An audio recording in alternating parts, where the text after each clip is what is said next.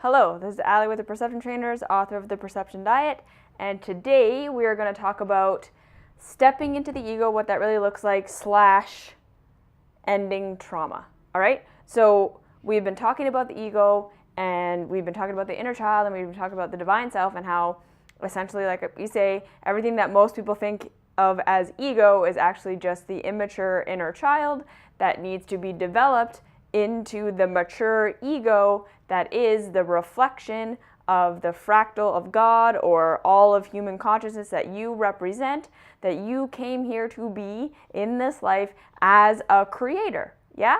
So that all of, basically for many purposes, but two of the main ones would be personal satisfaction, right? That when you're fully owning who you are and living your life as you are, and understanding that that's a progression and an unfolding, but when you're on that path of becoming more and more yourself and expressing yourself more and more, there's this deep sense of inner satisfaction. There's this deep sense of inner creativity that is being expressed. And at the same time, you're adding to the consciousness, the awareness of consciousness.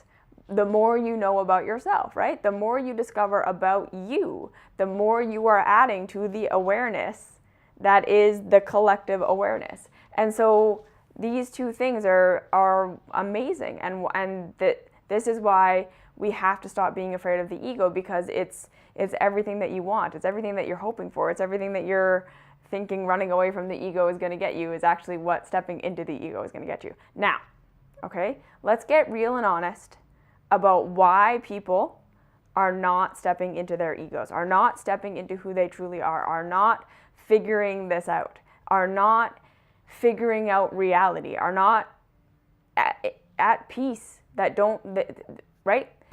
Because, okay, we've all been traumatized. And now let's define very clearly what a trauma is. So we've been talking about that. If you haven't watched those videos, please go do that first. I put the links all down below so that you know what we're talking about. We're all up to speed. Now, the inner child is the part of you that is stuck in a trauma. That's all that is. And what a trauma is I'm going through something that I don't understand. So I feel powerless and victim to a situation that I don't understand why it's happening.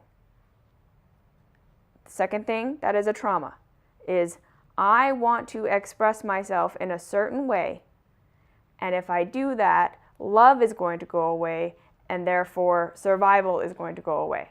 That's how we are traumatized. When we are children and things happen that we don't understand, that are scary or painful, or any of these negative emotions that get ignited in us, and we don't understand it, and it doesn't get explained to us in a way that we can understand, and we feel victim to our circumstances, that is a trauma. And when we are wanting to express and we get rejected, and that rejection, right, in that childlike consciousness says love is going away, and therefore resources are going away because you don't have the capacity to provide for yourself. If your caretakers reject you, they might stop feeding you, and then you're going to die. Trauma. So that is trauma. That's all trauma is. Victimization, you're not allowed to be who you are. Okay?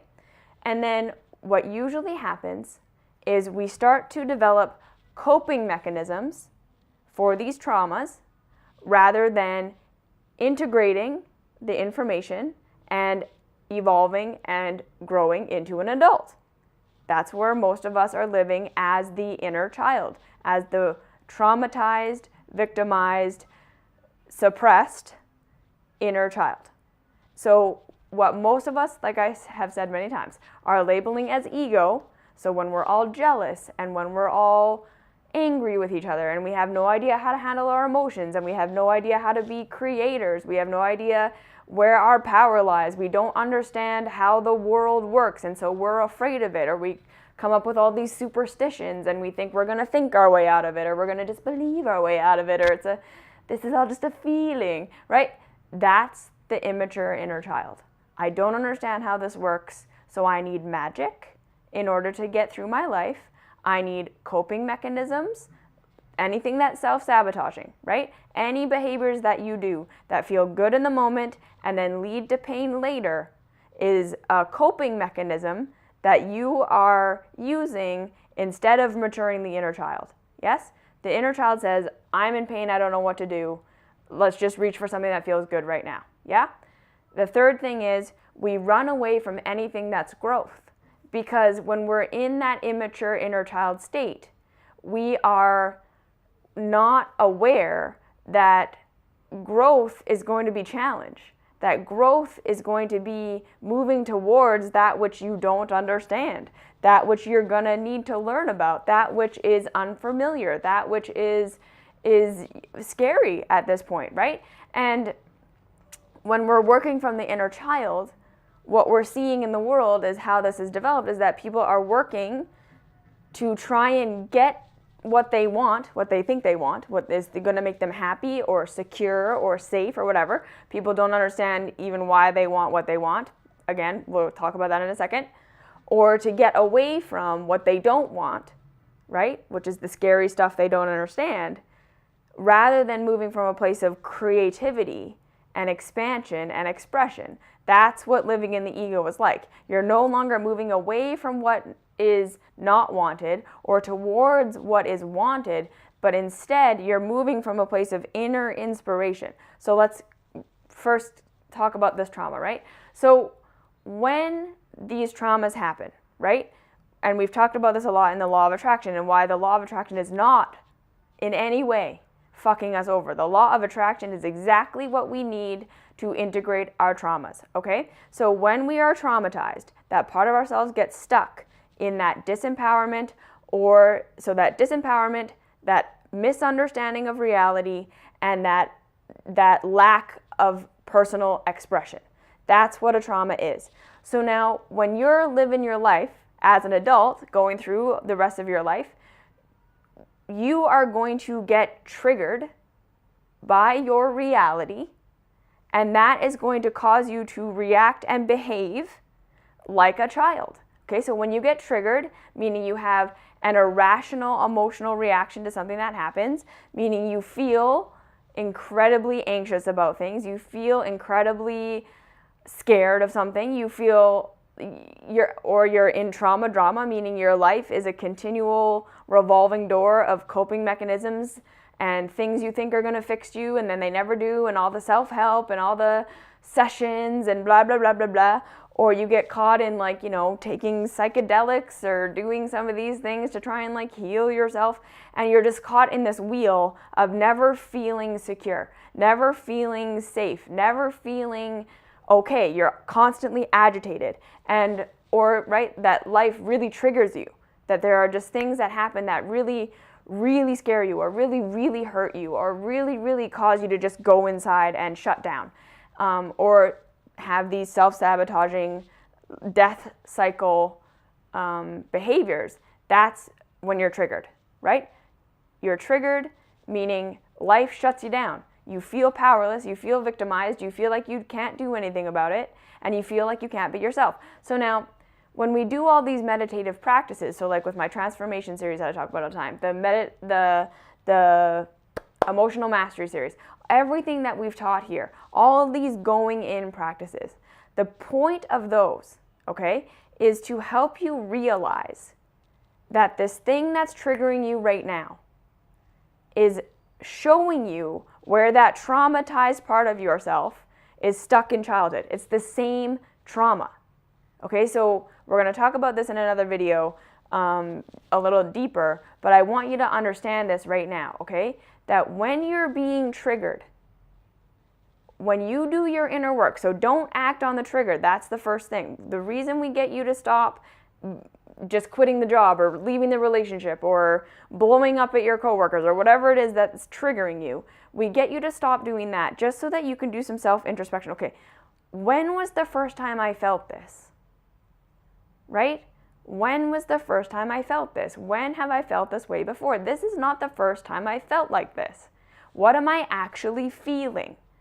Maybe I shouldn't be so afraid of my emotions. Maybe it's not my emotions that created this. My emotions are telling me that I don't understand something here and I'm not expressing. That's what these really heavy, scary, negative emotions are telling me, okay? So most of us believe that our negative emotions are telling us this situation is wrong and bad and shouldn't be happening.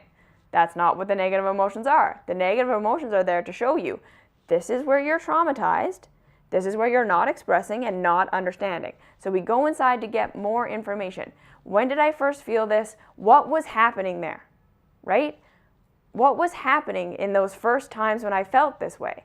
And what was the story I was then telling myself about who I am and about how the world works that made me feel so disempowered and like I couldn't be myself, right? We go back to that child and we do these processes. We imagine that initial traumatizing event going differently. And then, so expressing what you wanted to express, or the adult you steps in and defends you from whatever was happening. We do all that. And then we're going to move into a place where you're like, okay, I'm going to face the memory. I'm going to face that wounding, these emotions, and not change it, and just see what went on and what was the learning and growing opportunity, and where was I not expressing, and where was I not seeing my power. And then, this is the key here. You take all that insight, right? So the insights that you get in this work is you're working towards figuring out, where did you lose your power? What were you not understanding?